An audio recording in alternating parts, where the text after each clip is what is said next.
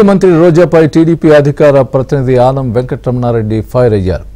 CM Chandrababu మంత్రి నారా లోకేష్ వరద సహాయక చర్యలు చేస్తూ ఉంటే మాజీ మంత్రి రోజా మాత్రం విమర్శలు చేయడమే పనిగా పెట్టుకున్నారని మండిపడ్డారు. ఓటమి పాలైన తర్వాత రోజాకు బుద్ధి రాలేదని అన్నారు.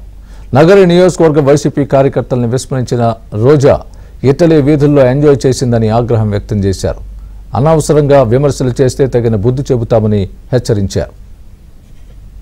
బుద్ధి రాని రోజక్క కాదు మే వరదలు వచ్చినాయి.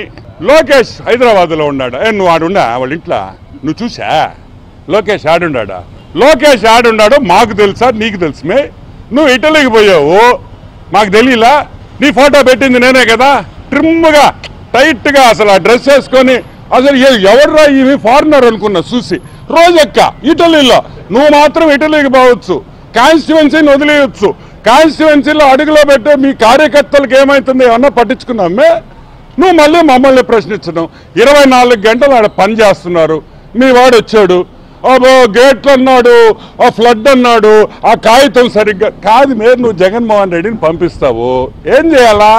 ఆ కాగితం ఇచ్చి చదివించాలి. 15 సార్లు చదివించండి, అదన్నా కరెక్ట్ గా చెప్తాడు.